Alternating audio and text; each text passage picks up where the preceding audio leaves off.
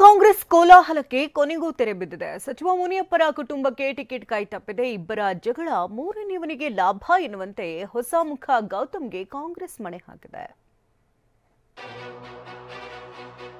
ನನ್ನ ವಿಚಾರ ಬಂದಾಗ ನನ್ನ ಕ್ಯಾಂಡಿಡೇಚರ್ ಬಗ್ಗೆ ಅವ್ರಿಗೆ ಯಾವುದೂ ತಕರಾರಿಲ್ಲ.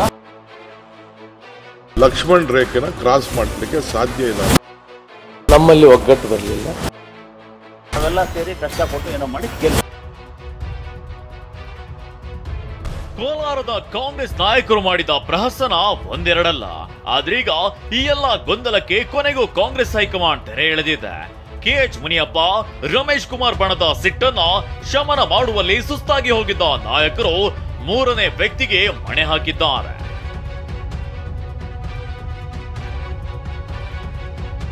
ಇಬ್ಬರ ಜಗಳ ಮೂರನೆಯವರಿಗೆ ಲಾಭ. ಕೋಲಾರದಲ್ಲಿ ಕೆವಿ ಗೌತಮ್ಗೆ ಕೈ ಟಿಕೆಟ್. ನಿಮ್ಮ ಉಬ್ಬಿದ ರಕ್ತನಾಳಗಳ ಸಮಸ್ಯೆಗೆ ಎವಿಸ್ ಆಸ್ಪತ್ರೆಯಲ್ಲಿ ಕೇವಲ 30 ನಿಮಿಷದ ಲೇಸರ್ ಚಿಕಿತ್ಸೆಯೊಂದಿಗೆ ಮುಕ್ತಿ ಹೊಂದಬಹುದು. ಹೆಚ್ಚಿನ ವಿವರಗಳಿಗಾಗಿ ಸಂಪರ್ಕಿಸಿ 8088837000. 28 ಕ್ಷೇತ್ರಕ್ಕೂ ಅಭ್ಯರ್ಥಿ ಘೋಷಿಸಿದ್ದ ಕಾಂಗ್ರೆಸ್ಗೆ ಕೋಲಾರದಿಂದಾದ ಟೆನ್ಷನ್ ಯಾವ ಕ್ಷೇತ್ರದಿಂದಲೂ ಆಗಿರಲಿಲ್ಲ. ಕಾಂಗ್ರೆಸ್ ಶುಕ್ರವಾರ ರಾತ್ರಿ 3 ಕ್ಷೇತ್ರಗಳಿಗೆ ಅಭ್ಯರ್ಥಿ ಘೋಷಣೆ ಮಾಡಿತ್ತು. ಆದ್ರೆ ಕೋಲಾರದ ಕಗ್ಗಂಟು ಮಾತ್ರ ಹಾಗೆಯೇ ಮುಂದುವರೆದಿತ್ತು. ಆದ್ರೆ ಕೈ ಹೈಕಮಾಂಡ್ ರಮೇಶ್ ಕುಮಾರ್ ಮತ್ತು ಸಚಿವ ಮುನಿಯಪ್ಪ ಬಣಕ್ಕೆ ಶಾಕ್ ಕೊಟ್ಟಿದೆ.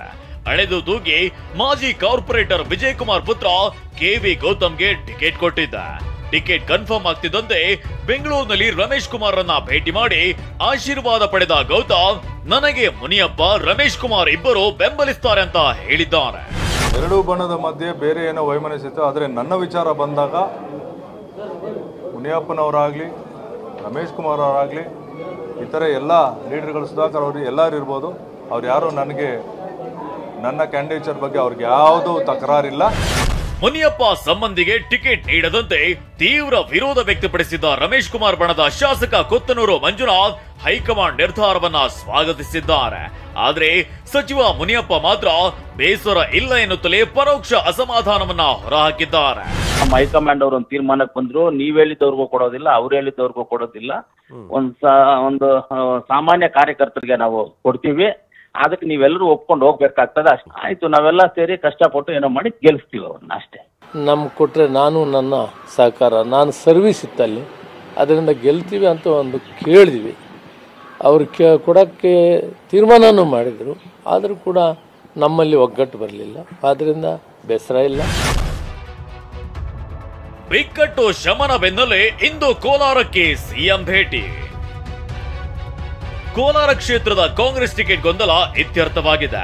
ಇದರ ಬೆನ್ನಲ್ಲೇ ಇಂದು ಖಾಸಗಿ ಕಾರ್ಯಕ್ರಮ ನಿಮಿತ್ತ ಸಿಎಂ ಸಿದ್ದರಾಮಯ್ಯ ಕೋಲಾರಕ್ಕೆ ಭೇಟಿ ನೀಡುತ್ತಿದ್ದಾರೆ.